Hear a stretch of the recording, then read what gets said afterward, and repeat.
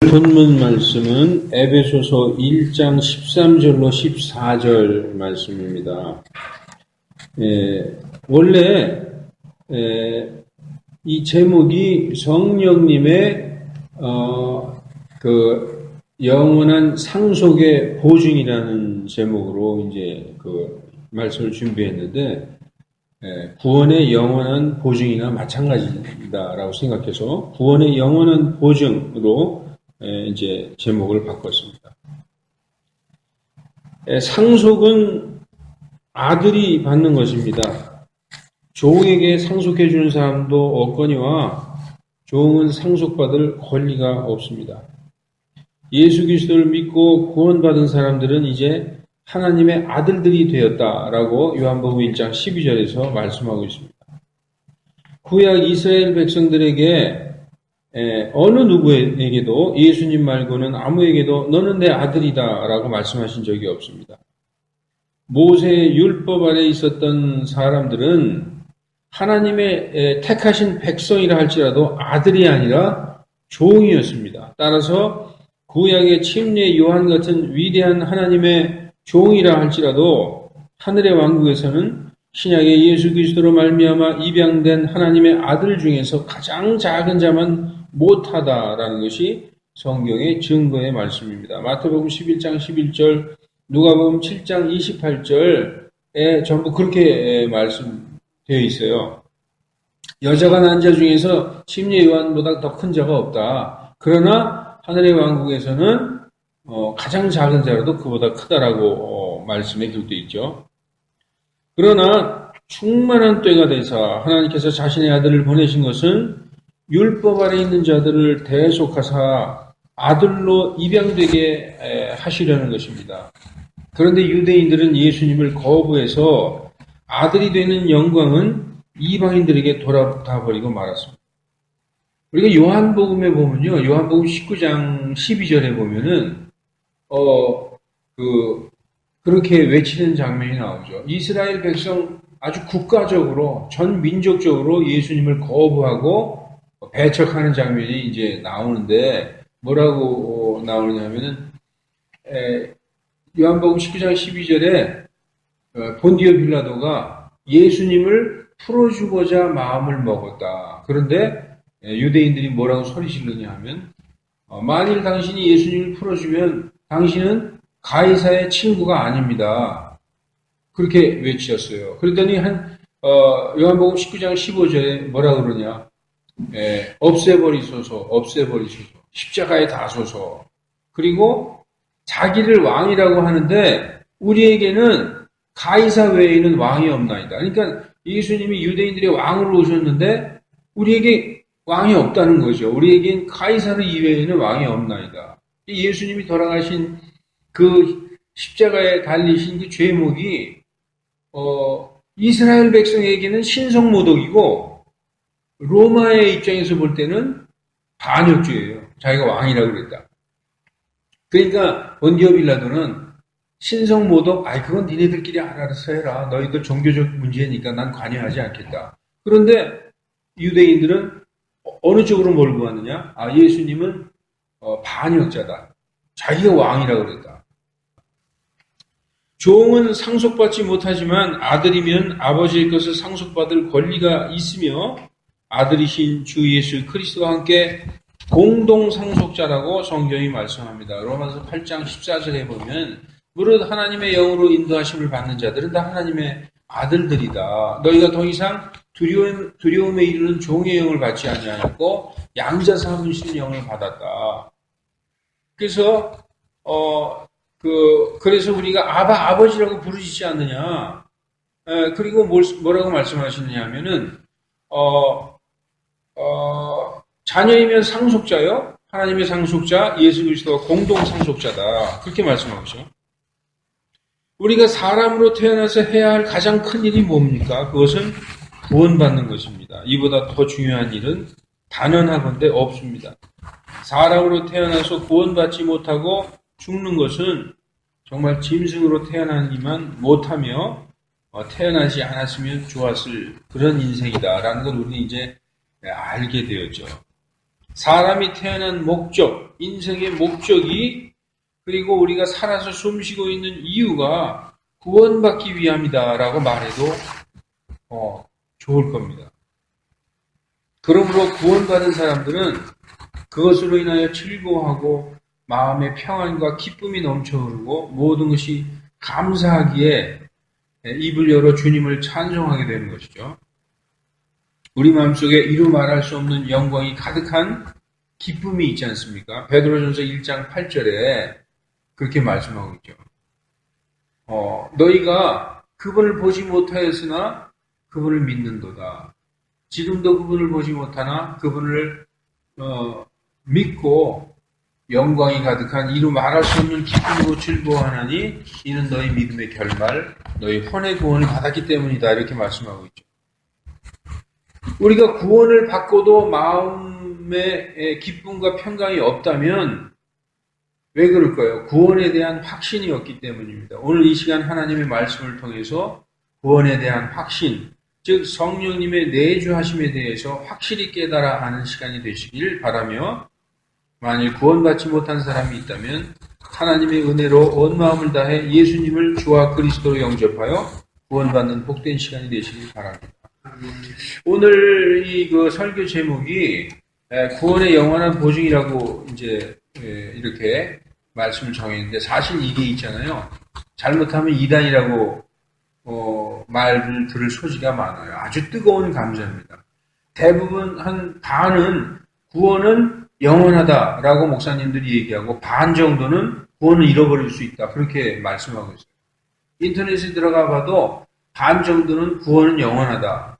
반 정도는 구원을 잃어버릴 수 있다. 그렇게 말씀하고 있어요. 근데 우리가 하나님께서 창세전에 우리를 택하셨다라는 하나님의 택하심이 성경에 나옵니다. 나오는데 무조건적인 선택이 아니라 칼빈의 교리처럼 그냥 무조건적인 무작위로 선택하신 게 아니라 반드시 성경에서는 뭐라고 말씀하시느냐? 그리스도 안에서 택하셨다라고 말씀하고 있어요. 그리스도 안에서. 우리가 에베소서를 한번 보십시다. 에베소서 1장 3절부터 보면은 하나님 곧 우리 주 예수 그리스도의 아버지를 찬송하리로다. 그분께서는 그리스도 안에서, 여기 그리스도 안에서라고 나오죠. 그리스도 안에서 하늘의 처소들에 있는 모든 영적인 복으로 우리에게 복을 주시되 우리가 사랑 안에서 하나님 앞에 거룩하고 흠이 없게 하시려고 창세전에 그분 안에서 우리를 택하셨다. 여기 또 그분 안에서라고 나오죠.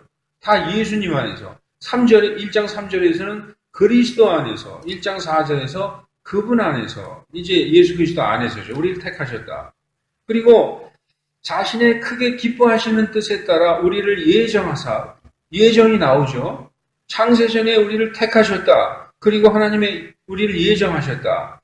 예수 그리스도를 통해 그냥 하나님의 아들로 입양하신 게 아니라 예수 그리스도를 통해 자신의 아이로 입양하심으로써 자신의 은혜의 영광을 찬양하게 하셨느니라. 그 은혜 안에서 그분께서 그 사랑하시는 자 안에서 우리를 받아주셨다. 그 사랑하시는 자가 하나님의 아들 예수 그리스도죠. 그러니까 창세전에 우리를 택하실 때 그냥 무조건적인 선택이 아니라 조건이 있어요. 칼빈의 무조건적인 선택이 아니라 그리스도 예수님 안에서 선택하셨다는 겁니다.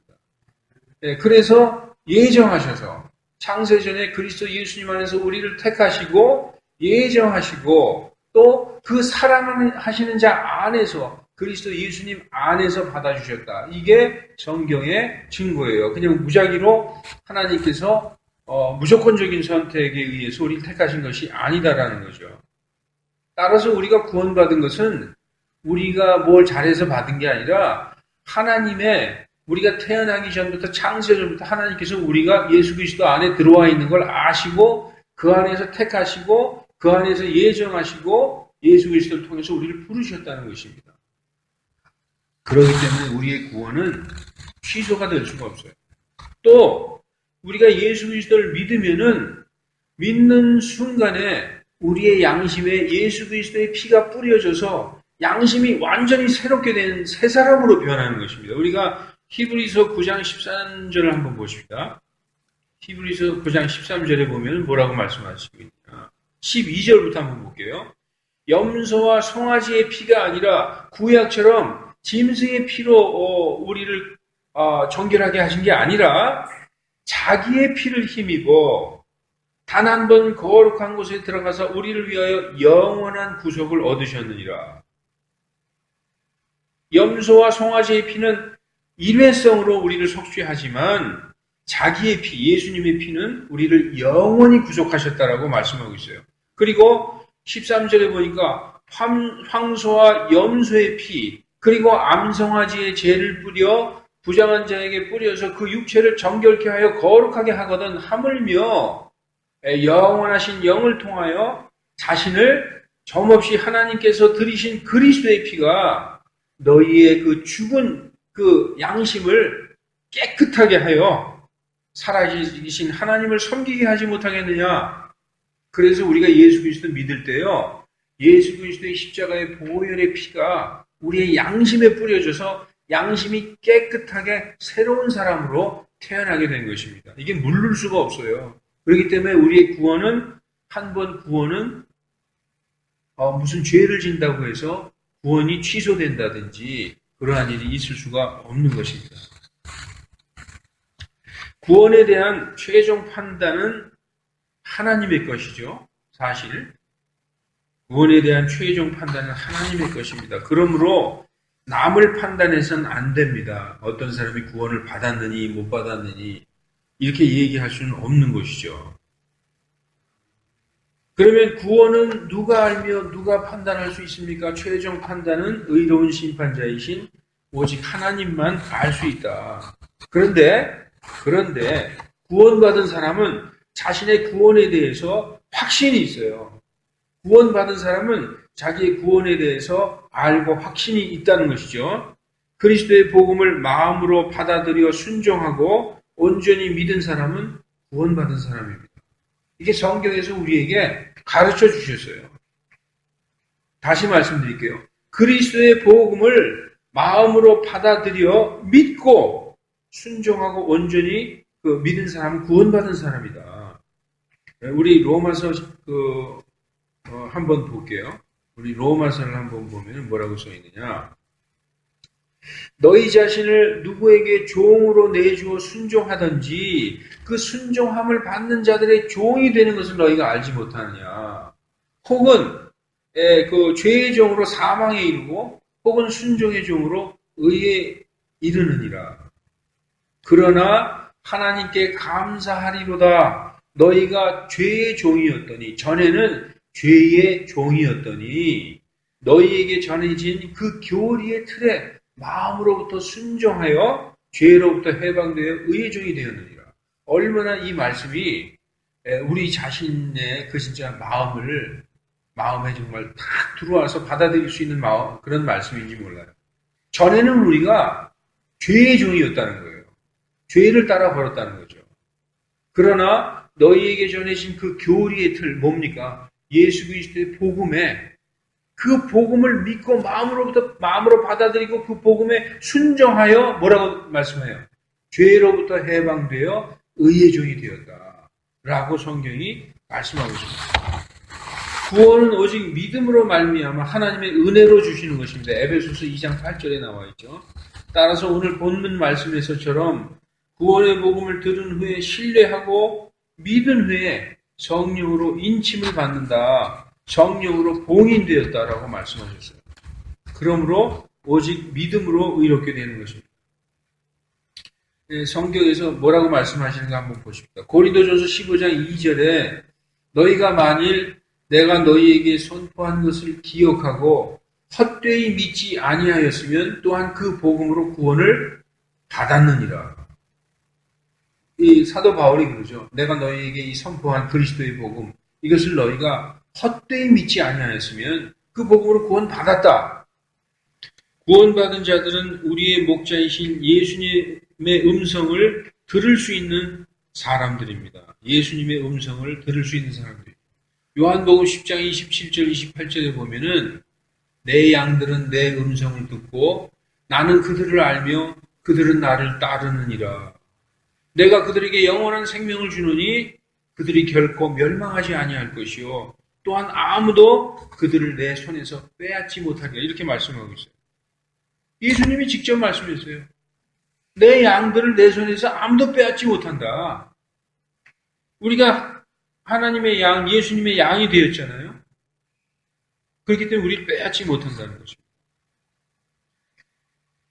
우리가 내 양들은 내 음성을 들으며, 그러니까 오해도 하실 수 있는데 성령님께서 뭐 동쪽으로 가라 서쪽으로 가라 뭐 이렇게 말씀하시는 게 아니라 우리 마음속에서 성경 말씀을 깨달아 알게 하시고 예수님께서 주님이시고 그리스도시요 하나님의 아들이심을 알게 하시고 성령께서 우리의 지각을 열어서 성경 기록을 깨닫게 해주시고 또 성령께서는 우리를 진리에 순종하게 하셔서 하나님 아버지의 뜻을 깨닫게 하시는 분이시지 무슨 직통으로 계시하여서 우리로 하여금 예언하게 한다든지 그런 분이 아니라는 거죠.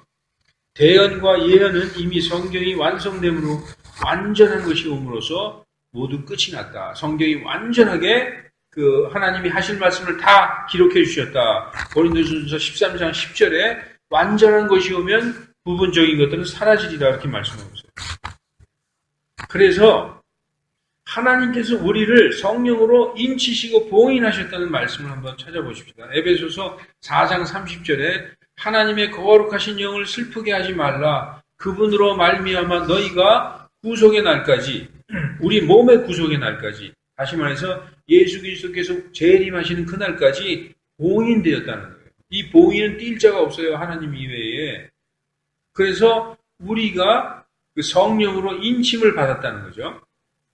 그리고 요한일서 2장 27절에 그러나 너희가 그분에게서 받은 기름 부음이 너희 속에 거함으로 성령께서 너희 속에 거함으로 아무도 너희를 가르칠 필요가 없고 오직 그 기름 부음이 너희에게 모든 것을 가르치시며 성령께서 우리를 가르치신다는 거죠. 또 그것이 진리요 거짓이 아닌즉 그것이 너희를 가르치신 대로 너희가 그분 안에 거할지니라. 아멘. 또 그리고 고린도후서 1장 21절에 이제 우리를 너희와 함께 그리스도 안에서 굳게 세우시고 우리에게 기름을 부으신 분은 하나님이시니 그분께서 또한 우리를 인치시고 봉인하시고 우리 마음속에 성령을 보증으로 주셨느니라. 이렇게 너무나 확실한 말씀을 우리에게 주셨어요. 따라서 우리는 구원을 잃어버릴 수가 없는 것입니다. 예수 그리스도를 믿고 구원받은 자들은 하나님의 아들들입니다. 아들에게는 상속권이 있습니다. 아들들로서 상속의 보증은 무엇입니까? 너희가 아들이니까 아들로서 상속받을 것을 아주 보증해 주셨다. 이것이 바로 우리 안에 내주하고 계신 성령님이시다라는 거죠. 성령님이 우리 안에 계시는 것이 구원의 보증, 구원의 증거란 말씀입니다. 하나님께서는 우리를 위로자 없이 마치 고아처럼 혼자 버려두지 않으셨어요. 요한복음 14장 18절에도 보면은 내가 너희를 위로 없이 버려두지 아니하고 마치 고아처럼 내팽개 두지 않겠다는 거죠. 예수님께서 제자들과 다니시다가 하늘로 승천하셨어요. 제자들은 갑자기 마치 고아처럼 그렇게 주인 없는 선생 없는 그런 그 고아처럼 되어버렸죠. 그러나 내가 너희를 위로 없이 버려두지 아니하고 너희에게로 오리라 약속하신 대로 그 성령님을 보내주신 거죠. 예수님을 주와 그리스도로 영접하여 믿고 구원받은 사람들이 성령님께서 내 안에 계신지 안 계신지 확신이 없다면 성령님의 함께 하심에 대한 확신이 없기 때문에 어떻게 사느냐? 평생을 육신적인 크리스천에서 머물고 있는 것입니다. 이것은 아직도 성령의 인도하심대로 걷지 못하고 있다는 증거입니다. 이런 사람들은 성경이 뭐라고 말씀하시느냐? 구원받지 못했다는 게 아니에요. 구원받았는데도 성령님의 인도하심을 받지 못하고 있는 사람들이 있다는 거예요. 그런 사람들을 성경은 뭐라고 말씀하시느냐? 히브리서 5장 12절로 14절에 때로 보건대 너희가 마땅히 교사들이 되어야 할 터인데 너희가 다시 하나님의 말씀에 초보 원리들이 어느 것인지 누구에게 가르침을 받아야 할 필요가 있으니 젖이나 먹고 단단한 음식물은 못 먹는 자가 되었도다. 젖을 사용하는 자마다 의의 말씀에서 들은 자니 이는 그가 악이이며 악이라고 말씀하고 있어요. 악이. 구원을 받았지만 단단한 음식물은 먹지 못하는 악의의 상태로 머물러 있다. 단단한 음식물은 성숙한 자들의 것이니 그들은 자기들의 감각들을 사용하여 단련시킴으로 선과 악을 분별하는 자들입니다. 그렇게 말씀하고 있죠. 고린도전서 3장에도 똑같은 말씀이 나와 있어요. 형제들아 내가 영적인 사람들에게 하듯이 너희에게 말할 수 없어서. 이 구원받은 형제들, 교회의 성도들에게 말씀하고 있죠. 형제들아 내가 영적인 사람들에게 하듯 너희에게 말할 수 없어서. 장성한 성령님의 인도를 받는 그런 사람들에게 말하듯이 할 수 없어서 육신적인 사람, 곧 그리스도 안에서 아기들에게 하듯 하였노라. 내가 너희를 젖으로 먹이고 단단한 음식으로 하지 아니하였나니 이는 지금까지 너희가 그것을 능히 감당치 못하였음이거니와 지금도 못함이라. 너희가 아직 육신적이도다. 너희 중에서 시기함과 다툼과 분열이 있으니 너희가 육신적이어서 사람들처럼 행하는 것이 아니냐. 고린도 교회에는 이 파당과 분열과 그런 형제들끼리 고소하고 그런 일도 많이 있었어요. 너희가 아직 어린아이라서 그렇다는 거죠. 예수님 안에서 어린아이 상태에 머물러 있기 때문에 아직도 육신적이라는 거죠. 장성한 크리스찬이들은 육신을 쫓아 걷는 게 아니라 성령을 쫓아 걷는 사람들인데 너희가 아직 육신적이기 때문에 육신을 쫓아 걷고 있다. 그렇게 말씀하고 있는 거죠. 이 정말 주님 안에서 선악을 분별 못하는 어린아이에게서 성령의 열매를 기대한다는 것은 좀 어려운 일이죠. 한국 교회의 대부분이 이제 어린아이에 머물러 있기 때문에 그렇게 분열과 파당과 악한 열매가 많이 맺히는 것입니다. 교회가 분열되고, 목사파, 무슨 파 해서 많이 분열되고 하는 것들이 너무나 많죠. 아직까지 대부분 어린아이에 머물러 있기 때문에. 그리고, 가장 가슴이 아픈 것은 말씀을 가르치는 사람이 어린아이에 머물러 있어요. 말씀을 가르치는 사람이. 그러니 교회가 어린아이에 머물러 있는 것은 당연한 거죠. 자, 야고보서 3장 18절에 의의 열매는 싸우고 분열하고 그러지 않습니다. 화평케 하는 자들의 화평 안에서 그 씨가 뿌려진다. 교회는 정말 성령의 인도하심을 받으면 화평 안에 머물고 그 씨가 뿌려진다고 말씀하고 있죠. 화평의 열매를 맺는 것입니다. 성령님은 우리가 회심해서 예수 그리스도를 주님으로 영접할 때 하나님께서 우리에게 선물로 주시는 것입니다. 그것이 바로 성령 침례예요. 우리가 하는 것이 아니라 하나님 쪽에서 하시는다는 것이죠. 성령 침례는 우리가 받으러 댕겨서 받는 것이 아니라 하나님이 주시는 것이다. 그러나 성령 침례 말고 성령 충만은 우리가 항상 구해야 한다. 그러니까 성령 침례와 성령 충만을 혼동해서는 안 되는 거죠. 성령 침례는 하나님이 우리가 예수님을 믿고 구원받을 때 성령으로 우리를 완전히 잠기게 침례를 주시는 것이고 그것은 일생에 단 한 번 일어나는 것입니다. 그러나 성령 충만은 우리가 항상 성령님으로 충만하려고 정말 그것을 구해야 한다는 것이죠. 우리는 성령님으로 충만할 때도 있고 충만치 못할 때도 있어요. 우리 성도의 삶이 항상 일평생 성령으로 충만한 것 같습니까? 그렇지 않아요. 정말 내가 성령으로 충만한 것 같다가도 정말 하나님을 위하여 예수님을 위하여 내 생명이라도 드릴 것 같이 그러다가도 어떤 때 보면은 죄의 종이 되어 있는 것. 내가 죄 가운데 있는 것을 자기 스스로 발견할 때도 있어요. 그래서 우리가 성령 충만하지 못할 때도 있다는 것을 알게 되는 것입니다. 그러나 성령으로 충만해야만 하나님의 뜻대로 살며 빛 가운데 거룩한 그 길로 걸어갈 수 있는 것입니다. 사랑하는 성도 여러분, 여러분 안에 성령님께서 계신 것을 확신하고 계십니까? 여러분의 몸을 성전 삼아 성령께서 거주하십니까? 예수 그리스도께서 나의 주님이시여 나의 구원자이시며 그분께서 성경대로 우리의 죄들을 위해 죽으시고 성경대로 3일 만에 죽음에서 일어난 것을 믿으면 그 복음으로 구원받았다라고 말씀하고 있어요. 내가 너희에게 전한 것을 헛되이 믿지 아니하였으면 그 복음으로 구원받았다라고 말씀하고 있는 것입니다. 세상의 자녀들은 믿음이 없기 때문에 결코 믿지 못하기에 회개하지 못하여 지옥에 가는 것입니다. 대속이란 말은, 구속이란 말은 나를 대신하여 죄의 값을 치르셨다. 나를 대신하여 죄를 속량했다. 그런 말씀이죠. 예수님이 십자가에 피 흘려 그 피로 내 죄의 값을 다 치러 주셨으니 이제 내가 죄 없이 깨끗한 의인이 되었다라는 것이 마음에 믿어지십니까? 세상 자녀들은 바로 이 진리의 말씀을 믿지 못하는데 마귀가 그들을 믿지 못하게 한다고 성경이 말씀하고 있어요.